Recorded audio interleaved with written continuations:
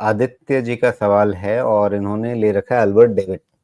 100 share हैं, 1400 का भाव है, लंबी अवधि का नजरिया है। तो इसके जो रिजल्ट्स हैं और वैल्यूएशन है वो सब कैसा लग रहा है आपको? शायद लास्ट क्वार्टर रिजल्ट मैंने देखा था, अच्छे तो नहीं थे, एक बारी देख लेता हूँ।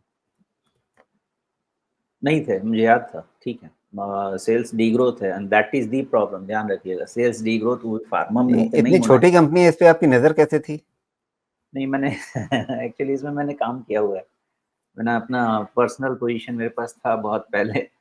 बहुत पहले मतलब कुछ 600 रुपए के आसपास था, लेकिन ग्रोथ बहुत दिखा नहीं मुझे, तो थोड़ा बहुत ऊपर तो मैं 800-900 के आसपास निकल भी गया, 900 हज़ार के आसपास निकल गया। स्मॉल कैप में काफ़ी ट्रैक करता हूँ बिकॉज़ वहाँ पे अच्छा-अच्छा पैसा बन सकता है लंबे समय में।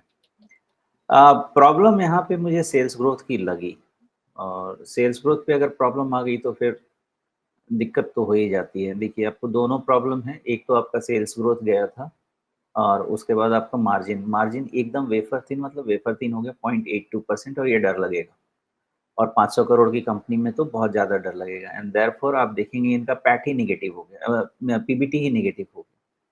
अब पीबीटी नेगेटिव हो गया, अदर इनकम से भी आपका है, लेकिन अदर इनकम आप इनका देखेंगे तो नॉर्मल बिजनेस इनकम है। इसलिए ये सब कुछ पिछला वाला जो डेटा है ना, ये बहुत खतरनाक डेटा था, और इसके कारण से प्राइस में बड़ा इम्पैक्ट होना तो चाहिए। एक बार देखें, हुआ है प्राइस में बड़ा impact, and this is not a good situation to be in. अब most of the negatives are in price, ये ध्यान रखिएगा, क्योंकि मार्केट करता ही ऐसा है, हमेशा एक्सेस लेता है। रिजल्ट खराब दोनों तरीके से, मार्जिन पे आपका सेल्स तो गया ही गया, आपका प्राइसिंग पावर गया ही गया, इसके कारण से आप पूरे लटक राम हो गए हैं।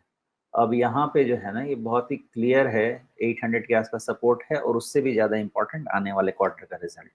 आने वाले क्वार्टर के रिजल्ट में अगर एक और नेगेटिविटी आ गई तो फिर हो जाएगी इनके लिए बड़ी अच्छी खासी खासी मुश्किल। मसला ये है सुमेश जी कि ये 1400 पे खरीद के बैठे हुए हैं, तो अच्छा खासा नुकसान हो रहा है अभी।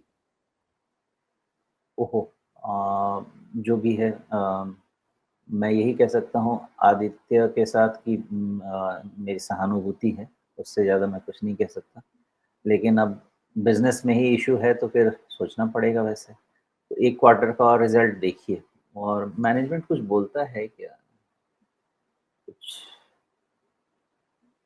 नहीं, कुछ है ही नहीं इनके पास डिटेल एनुअल रिपोर्ट के अलावा, तो कुछ कॉन्फ्रेंस कॉल वगैरह रहता तो कुछ समझ सकते हैं।